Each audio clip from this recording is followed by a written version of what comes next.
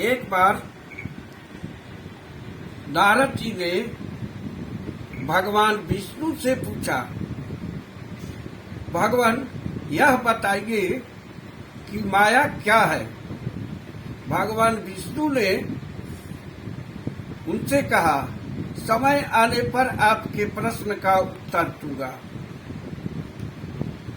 कुछ दिन के बाद नारद जी और विष्णु भगवान भूलोक में घूमने आए।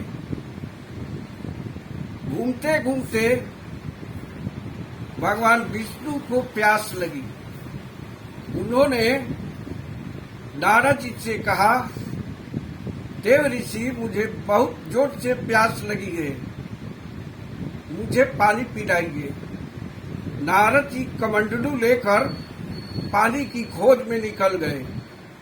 घूमते घूमते उन्हें एक अमृत सरोवर मिला जिसका पानी स्वच्छ था।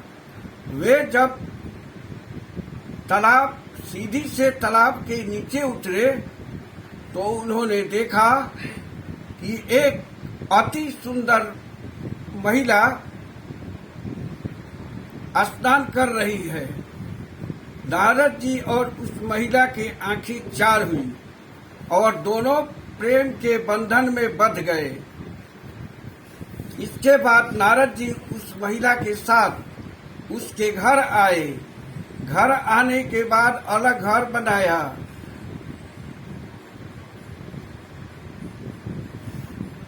इसके बाद उन्हें कुछ बच्चे भी पैदा हो गए, जिसके लालन पालन में और उन्हें पढ़ाने लिखाने में समय लग गया। वे भगवान का स्मरण भूल गए और भगवान विष्णु को पानी पिलाना भी भूल गए। एक दिन नारद जी जंगल में लकड़ी जलावन के लिए लाने के लिए गए। वहां देखे कि भगवान विष्णु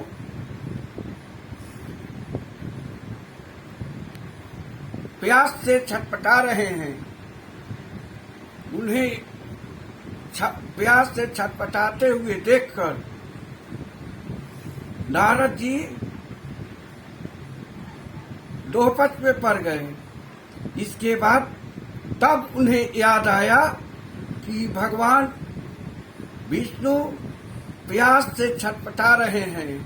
वे दौड़े हुए गए, लकड़ी चुनना भूल गए और दौड़े हुए गए और कमंडलू में पानी लाकर भगवान विष्णु को पिलाया। तब भगवान विष्णु मुस्कुराते हुए बोले, यही माया है नारद जी। तब नारद जी के बात में समझ में आ गई। भगवान विष्णु ने आगे कहा, इसी माया में फंसकर आदमी अपने लक्ष्य को भूल जाता है और इतना ही नहीं, भगवान को भी भूल जाता है। यही माया है नारद जी। नारद जी को भगवान विष्णु की बात समझ में आ गई और दोनों वहां से फिर वैकुंठ में आ गए। इस तरह